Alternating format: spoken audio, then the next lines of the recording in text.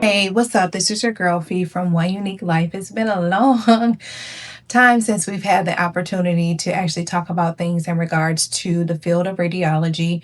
Um, I wanted to touch on a topic, or actually a few topics that I've had a few more experiences. I've been in the field for over 20 years, and I believe I have some valuable information that I can share with you all to help maybe your process and your career choice a little bit more at ease.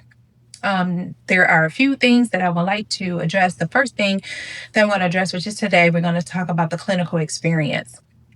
I had a few people that are pretty concerned about it.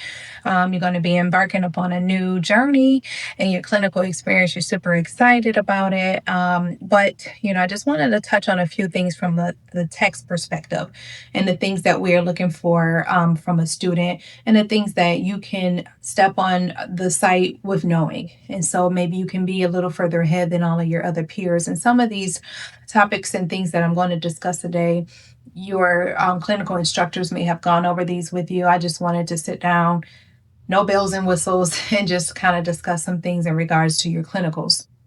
The first thing is I want you to show up as the true, authentic you. Don't try to be like anybody else. You've made it this far. Most programs, you have 1 year of didactic work, and then you are now entering in your year of clinicals. So you've already proven yourself. I made it here by being myself. I studied, I did the work, and I'm here on this site for a reason, and that is to learn. And so I'm just going to give you the true me, not the presenting me, because there will be situations where the true you will come out. So it's just best that you just be yourself. The second thing is when I went through my clinical rotations, I was with another peer. Don't try to one up your peer. Don't try to make them look bad while you're looking like the savior. That's just not going to work. I think kindness and showing that you can work as a team will go a lot further than you trying to shine and be superwoman or superman.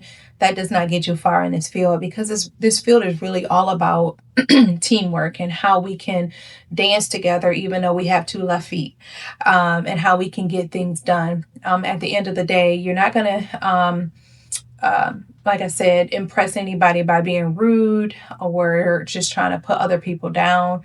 I think what it does, it really dims your light. And so don't try to, again, put your peers down or try to make them look bad.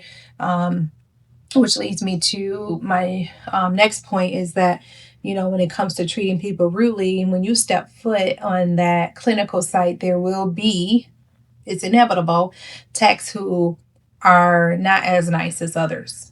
They may not be as helpful.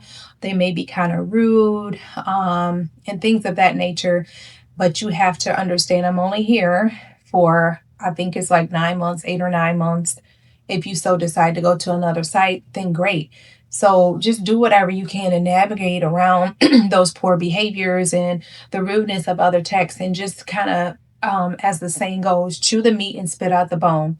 They could be very rude, but they may be good at operating the C-arm. So just kind of find a common ground and don't allow them to knock you off kilter. You have to continue to dig your heels in and show up every day with your best attitude and being yourself.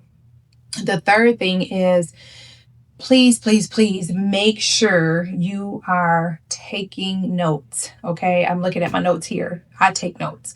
The reason is, you may feel like I have this down pat. I know how to do a chest x-ray. Taking a breath, hold it. However, what you'll learn is that in a situation where there is a trauma, or if there is a patient that cannot stand up, how do I get this chest x-ray? How do I get this forearm x-ray? And the patient's arm has been blown up by a firework. So you're going to be encountering a lot of things that's going to require you to think outside of the box. And so if you have a tech that's giving you pointers and that's trying to teach you things that are outside of the textbook,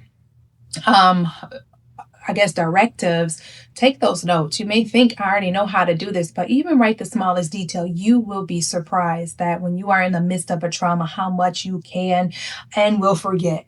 And so you will always have just a little itty bitty size, kind of like an index card size notebook. Have that in your pocket, ready to go. Or sometimes they will have the bond tracker positioning books, but even those are just a perfect patient. You don't see them having a patient that's like, or all these different things, and not making fun of those people, but sometimes sometimes you have people that can't move their arm. You may have people who can't stand up. All these different considerations that you may not even have while you're in school. And so I just want you to really take those notes, refer to those notes, study your own notes, and I think that will help you out. And the last and final thing that I think is really most important is don't be lazy. You are there for 8 or 9 months, and that's all the time you have really to really learn all that you can. So me, if I'm training somebody and I see they're on their cell phone watching Netflix, or if they have a book out and they're reading it unrelated to, their textbooks and things of that nature, that's gonna really sound the alarm in me as a training or a preceptor that they are not interested. And so if I have something that may interest them or something they need to master, I'm not going to reach out to them because they're making it very clear they are not there. So in my clinical rotation, and a lot of other sites may have a similar program, it was called a demerit. And so if you were being lazy, if you were being rude, if you were constantly late, and all of these other issues that may arise, you got 3 demerits. After you got that 3rd demerit, you were kicked out of the program.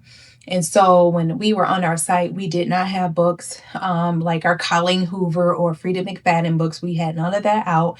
We had our textbooks out that we were reading and reviewing. And then also when anything came up, we were go-getters. Make sure you prove yourself. Like, I'm a go-getter, because if you're interested in a job, it's a very small X-ray, or the radiology field is a very small field, and word travels.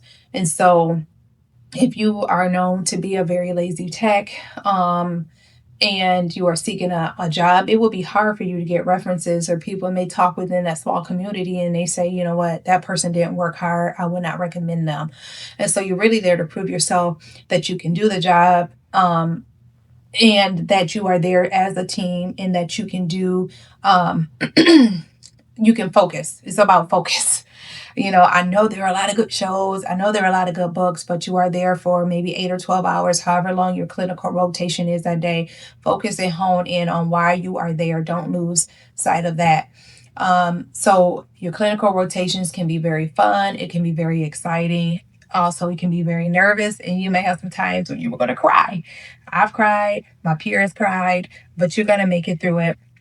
There are going to be times where you're going to question, am I in the right field? Everything that you start off will seem harder than it really is, because once you start doing more and more of them, it'll get easier and easier and easier. So don't let a bad day in your clinical rotations really cause you to question what you're doing.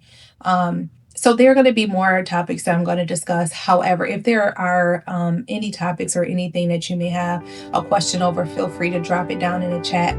Like, share, and subscribe, and then we'll continue to move forward. Like I said, I have more information I would like to share with you all, so make sure you lock in. So I'll talk to you soon. Bye.